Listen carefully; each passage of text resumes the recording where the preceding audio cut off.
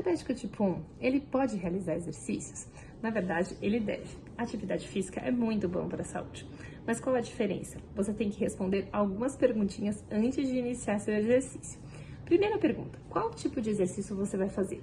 Exercício aeróbico, tipo corrida, natação, em que cai a glicose durante a atividade física, ou, por exemplo, um exercício anaeróbico, por exemplo, uma musculação, que é uma atividade resistida, em que a glicemia tende a se manter estável até subir durante a atividade e depois de algumas horas ela tende a cair. Então, ela tende a cair depois também, principalmente, tá? Não na hora que você faz o exercício, tá? Umas 6 a 10 horas depois.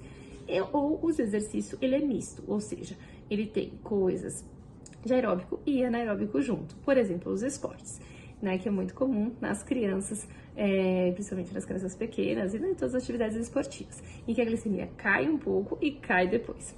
Muito bem, então essa é a primeira coisa para você prestar atenção, para você também fazer os ajustes na sua insulina em relação à sua glicemia. Segunda pergunta, você quer performance? 3 pontinhos para ter performance. Você precisa de glicose no sangue, insulina funcionando e uma hidratação certa para que essa engrenagem funcione bem. Muito bem. Terceira pergunta, esse exercício é planejado? Se você sabe que esse exercício vai acontecer, então você já pode se preparar e fazer algo antes. O que antes? Você já pode, por exemplo, reduzir a dose do bolos de refeição, por exemplo, antes dessa atividade física. Se ela acontecer em até 2 horas, tá? 2 horas do horário da refeição.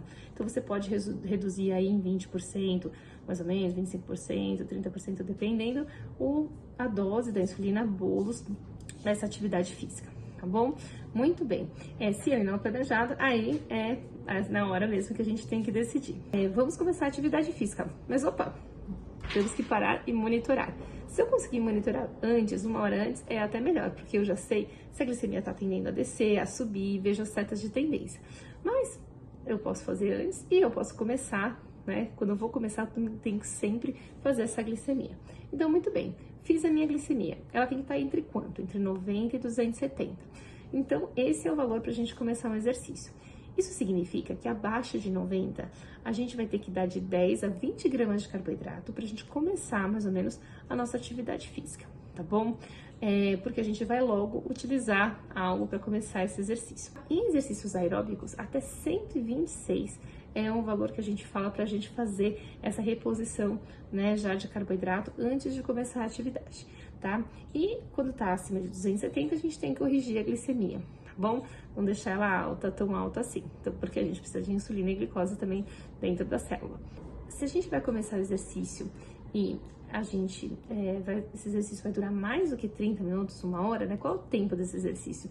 É importante que a gente vá monitorando a glicemia durante a atividade e depois de 1 hora, geralmente a gente precisa mais um pouquinho de carboidrato suplementar para a gente conseguir terminar essa atividade física. Então, você vai suplementar geralmente com 1 hora, depois mais 1 hora você vai suplementar, porque se você der toda, né, a glicose que você precisa para o exercício muito antes, no começo, né, um exercício que demora muito, você não tem como usar essa glicose e fica super alta, né, durante a atividade, e aí é muito ruim.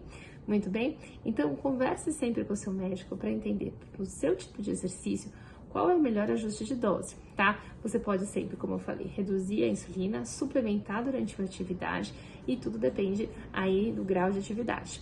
Então, cada um é diferente e é importante que você se conheça como você responde a cada atividade física. Muito obrigada!